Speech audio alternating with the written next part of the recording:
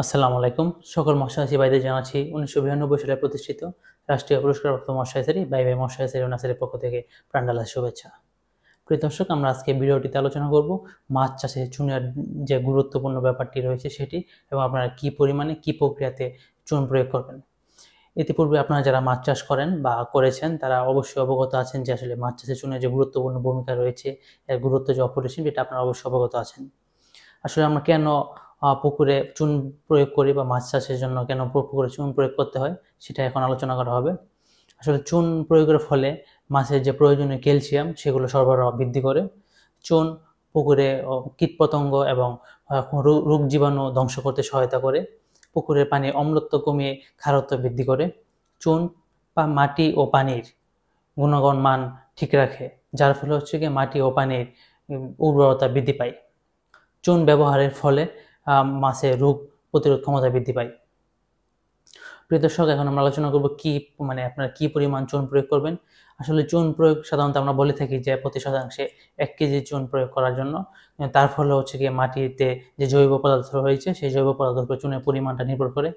যেমন হচ্ছে গিয়ে আমরা ইতিমধ্যেই জানি বা অনেকেই জানে যে পুকুরের মাটি লাল এবং বাদামি রঙের হয়ে থাকে সেই পুকুরের মাটি অম্লীয়ত্ব বেশি থাকে, যার ফলে সেখানে চুনের মাত্রা ভিন্ন হয়ে থাকে এবং অতিরিক্ত চুন প্রয়োগ করা লাগে। অনেক ক্ষেত্রে হচ্ছে গিয়ে চুনের যে পরিমাণ সেটি হচ্ছে গিয়ে মাটির পিএইচ এর উপর নির্ভর করে। যেমন ধরেন আপনার পুকুরের মাটির পিএইচ যদি 4-এর নিচে থাকে সেক্ষেত্রে আপনাকে প্রতি একরে 1000 কেজি পরিমাণ চুন প্রয়োগ করতে হবে।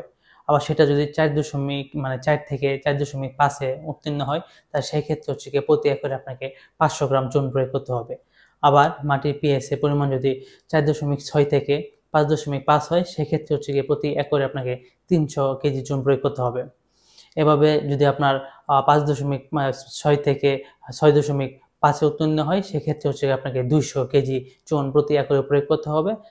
যদি আপনার পুকুরে 6.6 থেকে 7.5 পর্যন্ত পিএইচ এর মান থাকে সেক্ষেত্রে প্রতি একরে আপনাকে 100 কেজি চুন প্রয়োগ করতে হবে।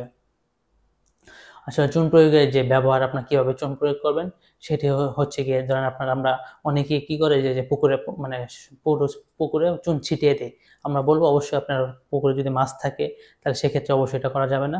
সেক্ষেত্রে হচ্ছে আপনাকে পাথরের চুনগুলোকে বাজার থেকে ক্রয় করে আনার পর সে ড্রাম বা বালতিতে ভিজিয়ে রাখতে হবে। ড্রাম বা বালতিতে ভিজিয়ে রাখার পর সেগুলো সারা পুকুরে ছিটিয়ে দিতে হবে। সেক্ষেত্রে আপনাকে লক্ষ্য রাখতে হবে যেন প্রতিটা পুকুরে প্রতি অংশে বা চারদিকে যেন চুনগুলো পড়ে। এভাবে আপনাকে চুন প্রয়োগ করতে হবে। যদি আপনাদের পুকুরে মাছ না থাকে বা পুকুরে পানি না থাকে সেক্ষেত্রে আপনারা সারা পুকুরে চুন ছিটিয়ে দিতে পারেন, সরাসরি পুকুরে চুন ছিটিয়ে দিতে পারেন। এভাবে আপনারা পুকুরে চুন প্রয়োগ করতে পারেন এবং চুন প্রয়োগের ফলে কি কি উপকৃত হয় সেগুলো আপনারা ইতিমধ্যেই জেনেছেন। প্রিয় দর্শক, পুকুর প্রস্তুতির পূর্বেও আপনাদের চুন ব্যবহার করতে হয় এবং চুনের যে পরিমাপ সেটা আমরা ভিডিওতে যেভাবে আলোচনা করেছি আপনারা চাইলে এইভাবে চুন ব্যবহার করার মাধ্যমে আপনাদের পুকুর প্রস্তুতি এবং পুকুরের গুণগত মান রক্ষা করতে পারেন। প্রিয় দর্শক, আমি একটা কথা বলতে চাই ভিডিও শেষে এসে, যে ইতিপূর্বে বাংলাদেশে যে বন্যা অতিবৃষ্টির ফলে যে বন্যা সৃষ্টি হয়েছে যার ফলে হচ্ছে গিয়ে বাংলাদেশের প্রত্যেকটি মানুষ প্রত্যক্ষ বা পরোক্ষভাবে ক্ষয়ক্ষতির সম্মুখীন হয়েছে। সেক্ষেত্রে আমাদের মৎস্যচাষী ভাইয়েরাও এর ব্যতিক্রম কিছু নয়। আমরা ইতিপূর্বে অনেক কাস্টমারের ফোন পেয়েছি, আমাদের অনেক গ্রাহকরা ফোন দিয়ে অবগত করেছে তাদের অনেক লাখ লাখ মাছ পানিতে ভেসে গেছে। এটি খুবই দুঃখজনক। আমরা সৃষ্টিকর্তার কাছে দোয়া করি যেন এই সময় খুব তাড়াতাড়ি পার হয়ে যায়। তো সেই ক্ষেত্রে ভাই মৎস্য নার্সারি প্রতিবার বা সবসময় যেমন বা প্রত্যেক চাষিদের পাশে থাকে, আমরা এখনও সকল মৎস্যচাষী ভাইদের পাশে এসে দাঁড়িয়েছি।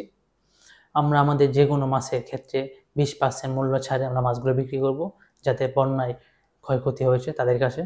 আপনারা চাইলে আমাদের কাছে 20% ছাড়ে 20% মূল্য ছাড়ে আপনারা আমাদের কাছে যে কোনো মাছের পোনা পেয়ে যাবেন। আপনারা তাই সরাসরি আমাদের ডেসক্রিপশনে থাকা নাম্বারে যোগাযোগ করুন। আসুন আমরা সকলে মিলে একের সাথে হাতে হাত রেখে এই দুর্যোগের মোকাবেলা করি। যদি আমরা সবাই একসাথে মিলে হাতে হাত রেখে দুর্যোগের মোকাবেলা করতে পারি তাহলে নিশ্চয়ই ঘুরে দাঁড়াবে আমার দেশ, ঘুরে দাঁড়াবে আমার মৎস্যচাষী ভাইয়েরা। প্রিয় দর্শক, ভিডিওটি এখানে শেষ করতে যাচ্ছি। আমাদের পরবর্তী ভিডিও আসার আগ পর্যন্ত সকল মৎস্যচাষী ভাইদের সুস্বাস্থ্য এবং সুদীর্ঘ আয়ু কামনা করে এখানে বিদায় নিচ্ছি। আসসালামু আলাইকুম।